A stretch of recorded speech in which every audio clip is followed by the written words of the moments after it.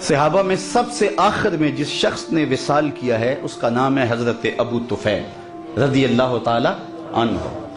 110 ہجری میں وصال ہوا ہے، حضور کا وصال ہوا ہے 11 ہجری کے اوائل میں، اور ان کا وصال ہوا ہے 110 ہجری میں، تو گویا حضور کے وصال کے تقریباً 100 سال بعد زندہ رہے۔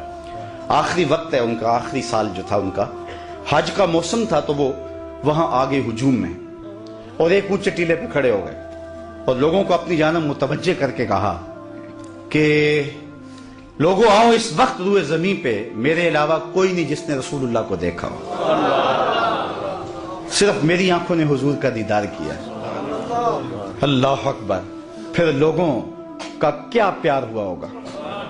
یہ کل میں نکلا سڑک پہ تو یہاں ساروکی سے لے کر غازی علم الدین کے مزار تک لوگ گاڑی سے چمٹتے تھے اور گاڑی کو ہاتھ لگا لگا کے چومتے تھے، اور میں اندر سے کہتا تھا تو بہت چھوٹا شخص ہے، تیری تو اوقات ہی کچھ نہیں ہے۔ تو میں کہتا یہ کیوں مجھ سے پیار کرتے ہیں؟ اس لیے کہ میرے لبوں پہ نام محمد کا وظیفہ ہے۔ یار 14 صدیوں کے فاصلے پہ میرے جیسا نکما شخص بھی حضور کا نام لے تو لوگ گاڑی سے لپٹیں، تو یار مجھے بتاؤ جس نے خود حضور کو دیکھا ہوگا تو کتنے ناز سے کہا لوگوں آؤ، اس وقت روئے زمین پہ میرے علاوہ کوئی نہیں جس نے حضور کو دیکھا ہو۔ اقبال نے کہا تھا نا کہ نسیم تشنا ہی نہیں اقبال کچھ اس پہ نازاں، فخر ہم کو بھی ہے شاگردی داغ سخنداں کا۔ جس نے داغ دہلوی کو دیکھا وہ ناز کرتا۔ ہمارے استاد ہوتے تھے محمد علی حاشر، وہ بڑے کمال درجے کے کاتب تھے اور فارسی کے اچھے شاعر تھے، تو وہ کبھی بات کرتے تو کہتے کہ میں اقبال کی مجلسوں میں بیٹھتا رہا ہوں، مولانا ظفر علی خان اس زمانے میں زمیندار اخبار نکالتے تھے، تو اس کی شاد سرخیاں وہ لکھتے تھے، کوئی زمانہ لکھتے رہے، تو وہ کہتے تھے میں مولانا ظفر علی خان کا ساتھی رہا ہوں۔ تو جو مولانا ظفر علی خان کا ساتھی رہے وہ تو ناز کرے، جس نے اقبال کی مجلس میں چند لمحوں کے لیے بیٹھنے کی سعادت پائی ہو وہ تو فخر کرے، جس نے داغ دہلوی کو دیکھا ہو وہ تو ناز کرے، اور جس کی آنکھوں نے جمال محمد عربی کو دیکھا ہو وہ اپنے مقدر پہ کیوں ناز نہ کرے، وہ فخر کیوں نہ کرے۔ کہا لوگوں آؤ، اس وقت کوئی کائنات میں دوسرا نہیں ہے جس نے حضور کو دیکھا ہو۔ سب سے آخری شخص میں ہوں جس نے حضور علیہ السلام کا دیدار کیا۔ تو لوگ جمع ہو گئے، ہجوم بن گیا۔ میں توجہ تھوڑی دیر کے لیے چاہوں گا، یہ سارے انتظام بعد میں ہو جائیں گے، اس لیے کہ تذکرہ چھڑا ہے حضور کے حسن کا، اور حسن ایسا ہے، پہلے اس پر انہماک کی ایک بات سن لیں۔ یار چہرہ حضور کا تو چہرہ رہا نا۔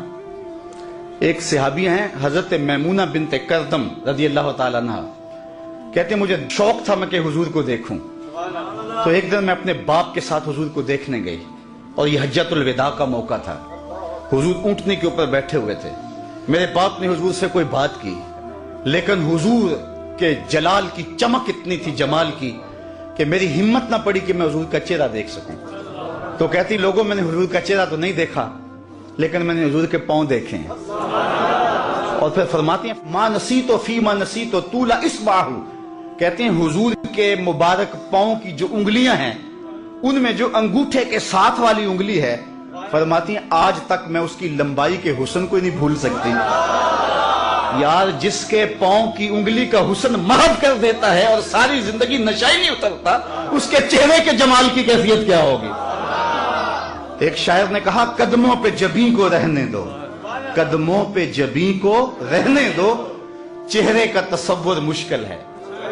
قدموں پہ جبیں کو رہنے دو، چہرے کا تصور مشکل ہے، جب چاند سے بڑھ کر ایڑی ہے رخسار کا عالم کیا ہوگا۔ حضرت ابو طفیل نے کہا لوگوں سنو، اس وقت روئے زمین پہ میرے علاوہ کوئی نہیں جس نے حضور کو دیکھا ہو۔ لوگ ہجوم کر کے جمع ہوئے، حج کا موسم تھا، حج کے مسائل پوچھے ہوں گے۔ جو لوگ حج پہ جاتے ہیں انہیں تجربہ ہے کہ ہر بندہ حج کے مسائل پوچھتا پھرتا ہے، زندگی میں پہلی بار گیا ہے، اگر ہر سال بھی جاتا ہو تو پھر بھی سال کے بعد گیا ہے۔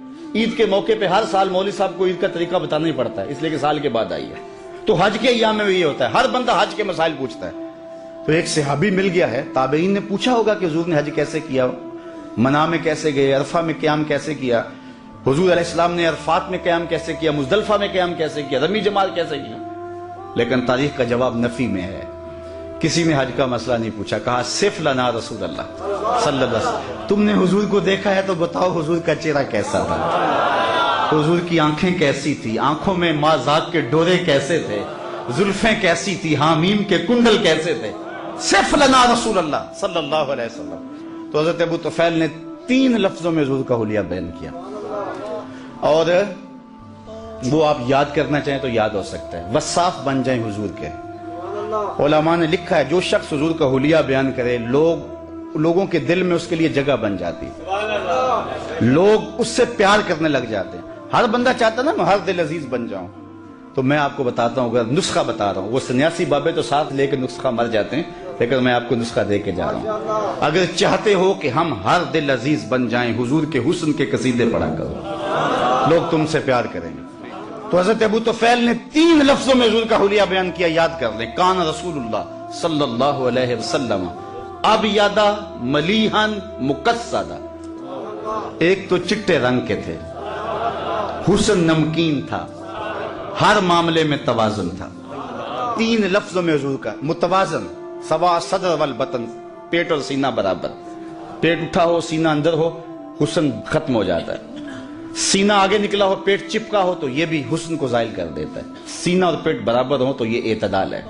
ابل الذرائین والسعدین والزندین، کلائیاں حضور کے مبارک کندھے مبارک، حضور کے بازو سب برابر تھے اور جو ہے موزونیت کے ساتھ بڑے تھے.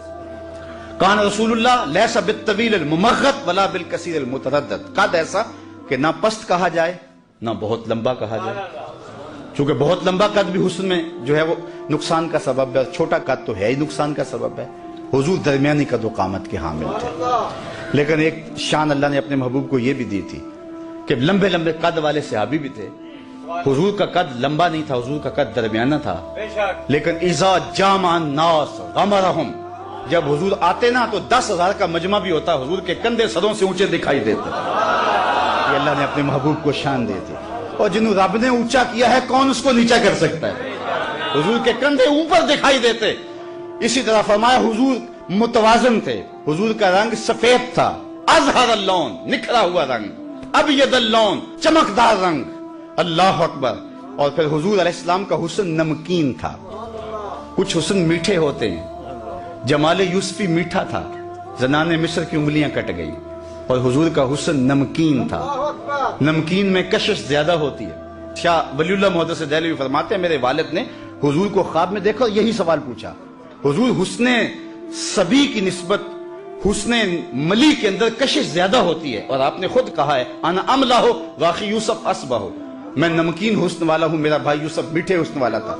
لیکن وہاں انگلیاں کٹ گئی، یہاں کوئی ایسا واقعہ پیش نہیں آیا. تو اس کی کیا وجہ ہے جبکہ حسن ملی زیادہ پرکشش ہوتا ہے؟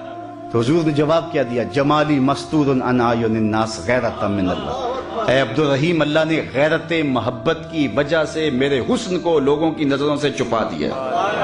کوئی محب نہیں چاہتا کہ میرا کوئی محبوب دیکھے. قتیل شفائی تو یہاں تک آگے بڑھ گیا کہ اس حد تلک بڑھ گئی ہے بے اعتمادی کہ تجھ کو تجھ سے بھی چھپانا چاہتے ہیں. وہ کہتا ہے میرا جی چاہتا ہے میرا یار آئینہ بھی نہ دیکھے، خود بھی اپنے آپ کو نہ دیکھے. تو کہا میرا حسن لوگوں کی نظروں سے چھپا کے رکھا گیا ہے. چھپے ہوئے حسن کا عالم ہے کہ حسان بن ثابت کہتے ہیں فلما نظرت الی انوارہ فودعت کفی علی عینی خوفا من ذہاب بصری. جب میں حضور کے جمال کو دیکھتا تو آنکھوں پہ انگلیاں رکھ کے انگلیوں کی اوٹ سے دیکھتا کہ حضور کے جلووں کی چمک سے میری آنکھوں کی بینائی نہ جاتی رہے. یہ کون کہہ رہے ہیں؟ حضرت حسان. اور حضرت حسان کون ہے؟ شاعر. اور آپ جانتے ہیں شاعر حسن دیکھنے میں بڑا دلیر ہوتا ہے، اور حسن بھی چھپا ہوا، دیکھنے والا بھی شاعر، اور پھر بھی آنکھوں پہ انگلیاں رکھ کے دیکھے. اگر یہ حسن بے نقاب ہوتا تو کیا ہوتا؟ وہ اگر جلوہ کریں تو کون تماشائی؟ یہی بہتر ہے کہ وہ پردے میں روح پوش رہے، وہ اگر پردہ اٹھا دے تو کسے ہوش رکھے. حسن یوسف پہ کٹی مصر میں انگشت زنا، سر کٹاتے ہیں تیرے نام پہ مردان عرب. ایک طرف حسن ہے، یہ تضاد کا شعر ہے، صنعت تضاد کا. اور میں اہل ادب میں یہ بات کی ہے. عام مجمع میں بات کرنا اور بات ہے، اہل سخن میں بات کرنا اور بات ہے. میں نے اہل سخن کے سامنے کہا ہے کہ میں نے ولی دکنی سے لے کے غالب اقبال تک تقریباً شعراء کو چلو پڑھا نہیں تو چکھا ضرور ہے. میں نے پورے اردو ادب کے ذخیرے میں اردو میں تضاد کا ایسا دوسرا شعر نہیں دیکھا. تضاد یہ ہوتا ہے کہ شاعر ایک مصرے میں ایک لفظ لاتا ہے، دوسرے مصرے میں اس کی ضد لاتا ہے. اگر دن کا تذکرہ ہے تو رات کا ہے، اگر اندھیرے کا تذکرہ ہے تو اجالے کا ہے. تضاد لاتا ہے. یہاں بھی تضاد ہے، اور ایک تضاد نہیں، دو تضاد نہیں، تین تضاد نہیں. ذرا حسن دیکھیں شعر کا. حسن یوسف پہ کٹی مصر میں انگشت زنا. 6 چیزیں ہیں. سر کٹاتے ہیں تیرے نام پہ مردان عرب. ایک طرف حسن ہے، دوسری طرف صرف نام ہے. وہ حسن حضرت یوسف کا اور یہ نام میرے حضور کا، اور ادھر عورتیں اور ادھر مرد. وہ عورتیں بھی مصر کی، یہ مرد بھی عرب کے. ادھر انگلیاں ادھر سر، اور پھر آگے بڑھیں. ادھر کٹیں ماضی کی بات ہے، کٹاتے ہیں تسلسل جاری ہے. اور ادھر کٹی اہل علم کے لیے لازم ہے. کٹی ارادہ نہیں تھا، بے اختیاری میں کٹ گئی. ادھر کٹاتے ہیں قصد پایا جاتا ہے. سخن شاعری شہر یار اپنی جگہ، نعت کہنے کو احمد رضا چاہیے.